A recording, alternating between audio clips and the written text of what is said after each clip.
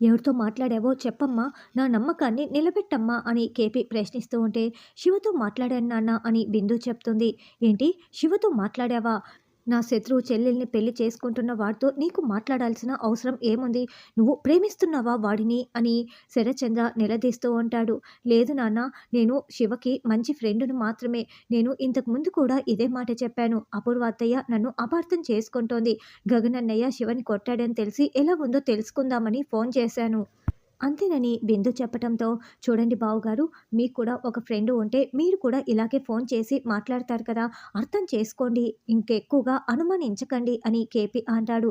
చూడు, నువ్వు చెప్తున్నది నిజమని నేను నమ్మి వెళ్తున్నాను. ఒకవేళ అబద్ధం అని తెలిసిందా నేను నీ ప్రాణాలు తీసేస్తానంటూ శరత్చంద్ర వెళ్తాడు.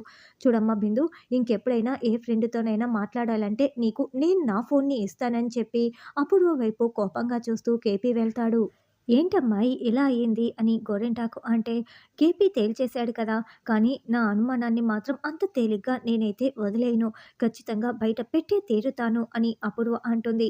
తరువాత గగన్ వాళ్ళందరూ భోగి మంట వేసుకుంటూ ఉంటే భూమి మాత్రం అక్కడ నిలబడకుండా కుప్పకూలి బాధపడుతూ వాళ్ళమ్మని తలుచుకుంటూ ఉంటుంది. అది చూసిన శారద, రే గగన్, భూమిని పిలవరా, మనమంతా ఒక్కటే అనుకొని ఈ పండగ జరుపుకుంటున్నాం కదా, భూమి అలా బాధపడుతూ ఉంటే ఎలా అని శారద అంటే, అమ్మ, ఇప్పుడు భూమి బాధపడకూడదు, మన అందరితో కలిపి పండగ సెలబ్రేట్ చేసుకోవాలి, అంతే కదమ్మా నీ కోరిక అని గగన్ అంటాడు. అంతే కదరా మరి అని శారద అంటుంది. సరే అయితే నా దగ్గర ఒక ప్లాన్ ఉంది, మీరు భూమిని లోపలికి తీసుకురండి అని గగన్ ఒక ప్లాన్ చెప్పి లోపలికి వెళ్తాడు. అమ్మ భూమి, భూమి అని శారద పిలవటంతో, అత్తయ్య అయిపోయిందా భోగిమంట వేసుకోవటం అని భూమి అంటే, మేమందరము సంతోషంగా ఎలా భోగిమంట వేసుకుంటూ తిరుగుతూ ఉంటాం చెప్పు, నువ్వు బాధపడుతూ ఉంటే ఎలాగమ్మా అని శారద అంటే, అయ్యో సారీ అత్తయ్య, నేను లోపలికి వెళ్తాను, మీరంతా సంతోషంగా భోగిమంట వేసుకోండి అని భూమి చెప్తుంది. అక్క, మాతో పాటి నువ్వు కూడా లోపలికి వస్తున్నావక్క, నీకోసం లోపల ఒక సర్ప్రైజ్ ఏర్పాటు చేశాము అని శివ అంటే, సర్ప్రైజా, ఏంటది అని భూమి అంటుంది.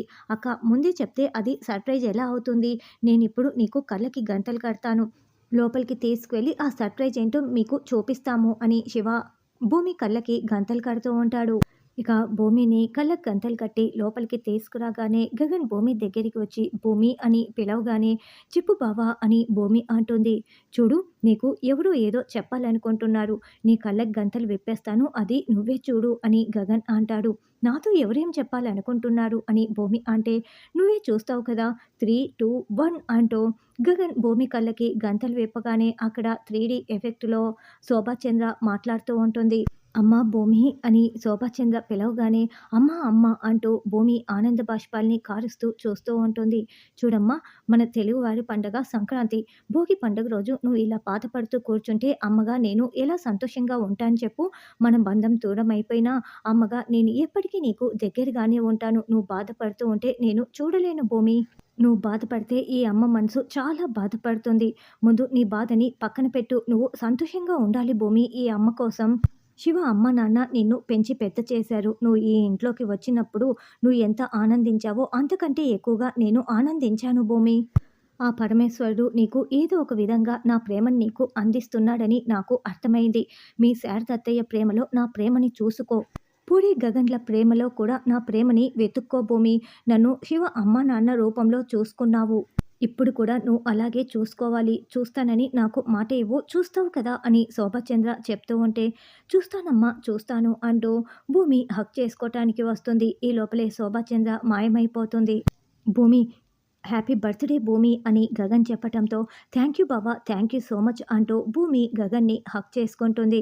ఇక గగన్ భూమికి ముద్దు పెడుతూ, ఇప్పుడు ఈ బర్త్డే గర్ల్ హ్యాపీయే కదా అని గగన్ అంటే, హ్యాపీయే బావా, కానీ ఇది ఎలా సాధ్యమైంది బావా అని భూమి అంటే, ఆర్టిఫిషియల్ ఇంటెలిజెంట్ ద్వారా వర్చువల్ ఇమేజ్ని క్రియేట్ చేసి నీకిలా చూపించాను భూమి. అయినా ఈ టెక్నికల్ గోల నీకెందుకు? నీకు ఎప్పుడు కావాలంటే అప్పుడు చెప్పు, మీ అమ్మగారిని నీ ముందుంచుతాను. ఈరోజు భోగి పండగ కదా, పద భూమి సెలబ్రేట్ చేసుకుందాం అని గగన్ చెప్పటంతో, అలాగేనని ఇక భూమి చాలా సంతోషంగా భోగిమంట దగ్గరికి వస్తుంది. భోగిమంట చుట్టూ తిరుగుతూ అందరూ కూడా డ్యాన్స్ చేస్తూ, భూమి గగన్లతో సహా అందరూ చాలా ఎంజాయ్ చేస్తూ డ్యాన్స్ చేస్తూ ఉంటారు. తెల్లవారగానే శరత్చంద్ర, శోభచంద్ర ఫోటో ముందు కూర్చొని శోభచంద్రతో గడిపిన జ్ఞాపకాలు మొత్తం కూడా గుర్తు చేసుకుంటూ చాలా చాలా బాధపడుతూ ఏడుస్తూ ఉంటారు. "ఏవండీ ఇదిగోండి కాఫీ" అంటూ మీరా కేపీ దగ్గరికి తీసుకువస్తుంది. "ఏంటి? ఏం చేస్తున్నారు? బావగారు ఏం చేస్తున్నారు?" అని కేపీ అంటే, "ఈ రోజుటి సంగతి మీకు తెలిసిందే కదండీ! శోభచంద్ర వదిన ఈరోజే చనిపోయిందన్నట్లుగా ప్రతి సంవత్సరం ఈ రోజున అన్నయ్య అలాగే బాధపడుతూ ఉంటాడు. అన్నయ్య ఎంత బాధపడుతూ ఉంటాడో మీకు తెలిసిందే కదా" అని మీరా అంటుంది. అవును. ఆ మహాతల్లిని ఎవరూ కూడా మర్చిపోలేరు. ఆ మహాతల్లి ఎంత మంచిదో. అసలు ఈ ఇండ్లే చీకటిమయం అయిపోయింది అని కేపీ బాధపడుతూ ఉంటే, "ఏంటండి ఏం మాట్లాడుతున్నారు? నాకేం అర్థం కావటం లేదు" అని మీరా అంటుంది. "నీకు చెప్పినా అర్థం కాదులే మీరా" అని కేపీ తానే స్వయంగా శోభాచంద్రని మంటల్లో కాల్చేసిన విషయం మొత్తం గుర్తు చేసుకుంటూ చాలా బాధపడుతూ ఏడుస్తూ ఉంటాడు. తెల్లవారగానే నక్షత్ర, గోరింటాకు ఇద్దరూ ఒకే గదిలో ఇంకా నిద్రపోతూ ఉంటారు. అప్పుడే అలారం కొట్టటంతో, "బేబీ నిద్ర లే బేబీ, తలారా స్నానం చేసేసి భోగి మంట దగ్గర నిలబడి వెచ్చగా వేడి కాపుకుందాము" అని గోరింటాకు అంటే, "అంత అదృష్టం మనకు లేదు గోరింటాకు. ఊరంతా భోగిమంట దగ్గర నిలబడి ఉంటే మన ఇంట్లో మాత్రం అటువంటిది ఏమీ ఉండదు" అని నక్షత్ర చెప్తుంది. "అవును పిన్ని, ఈరోజు శోభచంద్రక్క చనిపోయిన రోజు కదా, బేబీ చెప్పింది నిజమేనని" అపూర్వ అంటే, "అవునమ్మాయి, నేను ఆ విషయమే మర్చిపోయాను. నువ్వే కదా శోభాచంద్రని చంపావు. అంటే ఈరోజు మనకు పండుగ రోజు అనమాట" అని గోరింటాకు అనడంతో నిద్రపోతున్న నక్షత్ర కాస్త ఉన్నట్లుండి లేచి కూర్చొని, "ఏంటి మమ్మీ, శోభాచంద్రని చంపింది నువ్వా?" అని గట్టిగా అరుస్తూ నిలదీస్తూ ఉంటుంది. "అవును బేబీ, ఇన్ని రోజులు నువ్వు చిన్నపిల్లవని నీకు మీ మమ్మీ చెప్పలేదేమో. ఇప్పుడు నువ్వు కూడా మర్డర్‌లు చేసే స్థాయికి ఎదిగిపోయావు కదా! నీకిప్పుడు చెప్పడంలో తప్పేమీ లేదు" అని గోరింటాకు అంటే, "పిన్ని కాస్త నోరు మూస్తావా?" అని అపూర్వ అరుస్తూ ఉంటుంది. "ఏంటి మమ్మీ గోరింటాకు నోరు మూసుకునేది? నువ్వు అనవసరంగా శోభాచంద్ర పెద్దమ్మని చంపేశావు కదా! ఎంత పని చేశావు మమ్మీ, ఎంత పెద్ద తప్పు చేశావు మమ్మీ" అని నక్షత్ర అంటే, "చూడు బేబీ, ఇప్పుడు మీ అమ్మ ఆ పని చేసి ఉండకపోతే ఇప్పుడు నువ్వు ఈ భూమి మీద పడి ఉండేదానివా? మీ అమ్మ మీ నాన్నని పెళ్లి చేసుకొని ఉండేదా? అసలు ఈ లోకంలో నువ్వు ఉండాలంటే మీ పెద్దమ్మ చనిపోవాలి కదా" అని గోరింటాకు చెప్తుంది.